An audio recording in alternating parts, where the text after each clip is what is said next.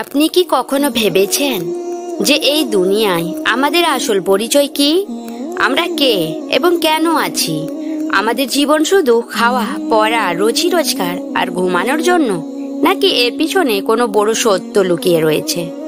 প্রত্যেক মানুষ এই দুনিয়ায় কিছু না কিছু কর্তব্য নিয়ে এসেছে, কিন্তু সর্বদা আমরা সেটাকে ভুলে যাই। আমরা এই দুনিয়ার রঙিন জীবনে ব্যস্ত হয়ে যাই, আর এর ফলে আমাদের আসল মঞ্জিলের কোনো খেয়ালই থাকে না।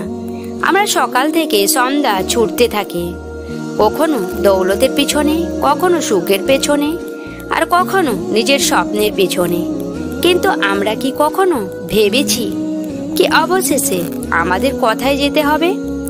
একটু ভাবুন, আমরা আমাদের পুরো জীবন লাগিয়ে দিই একে অপরকে খুঁজতে, কিন্তু আমরা কখনো এটা কি দেখেছি কি আমাদের আল্লাহ আমাদের উপর রাজি রয়েছেন কিনা?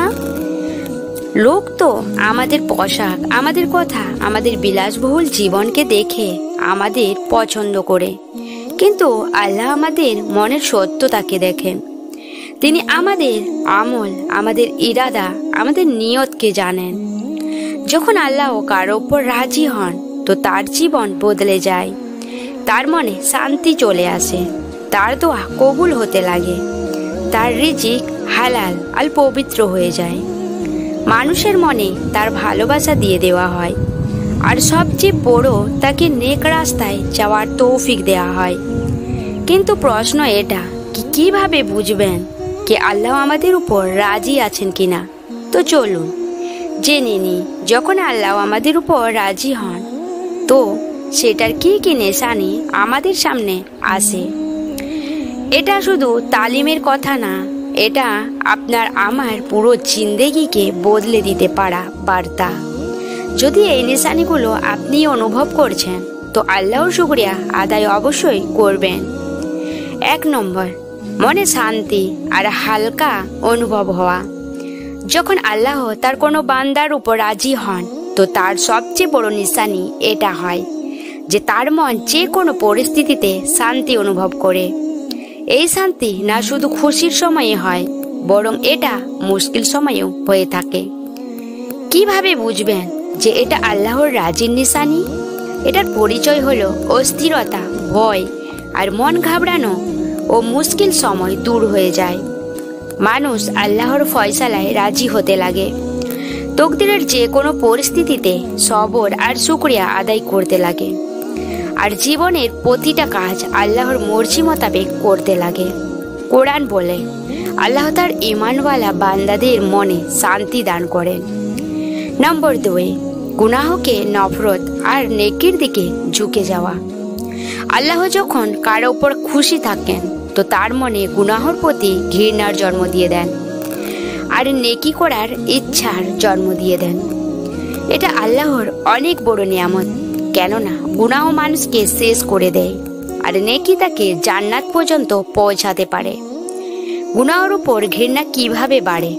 মানুষ খারাপ জিনিস থেকে দূরে থাকে, হারাম থেকে দূরে থাকার চেষ্টা করে, তওবা করতে দেরি করে না, আর আল্লাহর কাছে মাপ চাইতে দেরি করে না। খারাপ মানুষ থেকে দূরে হয়ে যায়। হাদিসে আছে, যখন আল্লাহ কার ওপর খুশি হন, তো তাকে নেক কাজের তৌফিক দিয়ে দেন, আর যদি কারো ওপর নারাজ হন, তো তাকে গুনাহের মধ্যে ছেড়ে দেন। নম্বর 3, দোয়া কবুল হতে লাগে। আল্লাহ যখন তার কোনো বান্দার উপর রাজি হন, তো তার দোয়াকে কবুল করতে লাগেন, তাকে সেই জিনিস দেন যা সে দোয়ায় চাইতে থাকে, আর কখনো সেটার থেকে উত্তম জিনিস তাকে দিয়ে খুশি করে দেন। কিভাবে বুঝবেন যে আপনার দোয়া কবুল হয়েছে? আপনার জীবনে হঠাৎ বরকত আর সহজ অনুভব হবে, মুশকিল কাজে সহজ হয়ে যাবে, যে জিনিসের আশা থাকে না সেটাও হতে লাগবে, মনে শান্তি আর হিম্মত মিলতে থাকবে। কোরআনে আল্লাহ বলেছেন, আমাকে ডাকো, আমি তোমার দোয়া কবুল করব। নম্বর 4, হালাল রিজিকে বরকত হয়। আল্লাহ যখন কারো উপর রাজি হন, তো তার রিজিকে হালাল আর পবিত্রতার বরকত দিয়ে দেন। এটার মানে এটা নয় যে সে অনেক সম্পদের মালিক হয়ে যায়, বরং তাকে কমের মধ্যেও অনেক মনে হয়। আর হারাম জিনিসের জরুরি অনুভব হয় না। হালাল রিজিকের বরকত কিভাবে বোঝা যায়? কম আমদানিতেও শান্তি আর খুশি থাকা যায়, আর হারাম জিনিসের উপর ঘৃণা হতে থাকে। নম্বর 5, মানুষের মনে তার ভালোবাসার জন্ম দেওয়া হয়।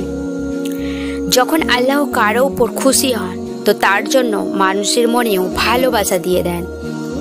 মানুষ তার সম্মান করতে লাগে, তার কথা পছন্দ করতে লাগে, আর তার সাথে থাকতে পছন্দ করে। কিভাবে বোঝা যাবে এটা আল্লাহর দেওয়া ভালোবাসা? লোক বিনা কারণে আপনাকে ঘৃণা করে না, আপনার ভালোর কদর করে। নেক লোকের সাথে বন্ধুত্ব হয়। হাদিসে আছে, যখন আল্লাহ কারো উপর খুশি হন তো ফেরেশতাদের বলে কি আমি এই বান্দার উপর রাজি আছি, তুমিও তাকে চাও। তখন ফেরেশতারাও তাকে পছন্দ করতে লাগে, আর জমিনেও লোক তাকে পছন্দ করতে লাগে। নম্বর 6, আল্লাহ যখন কারো উপর রাজি হন তো তাকে খারাপ মানুষ আর খারাপ চিন্তা থেকে দূরে করে দেন। এটা অনেক বড় নেয়ামত, কেননা মানুষের সাথেই তাকে ভালো অথবা মন্দ বানিয়ে দেয়। কিভাবে বোঝা যায় যে আমরা খারাপ মানুষের থেকে দূরে রয়েছি? আমাদের বন্ধুত্ব ভালো মানুষের সাথে হয়ে যায়, খারাপ লোকের সাথে সম্পর্ক নিজে থেকে শেষ হয়ে যায়, মনে নেকির খেয়াল বাড়তে থাকে। নম্বর 7, তাকওয়া আর সবরের শক্তি মিলে। সবর আর তাকওয়া তখনই মিলে যখন আল্লাহ কারো উপর খুশি ও রাজি থাকেন। সবর দুনিয়ায় ও আখিরাত দু জায়গায় সফলতা তৈরি করে। মানুষ যে কোনো পরিস্থিতিতেও গুনাহ থেকে নিজেকে বাঁচিয়ে রাখতে চেষ্টা করে, নিজের নফসকে কন্ট্রোল করতে থাকে। কোরআনে আছে, নিঃসন্দেহে সবরকারীদের বিনা হিসাবে জান্নাত দেওয়া হবে। নম্বর 8, ভালো মৃত্যুর নিশানি। যখন আল্লাহ কারো উপর রাজি হন তো তাকে মৃত্যুর আগে নেক আমলের তৌফিক দিয়ে দেন, আর তার মুখে কালিমা জারি করে দেন।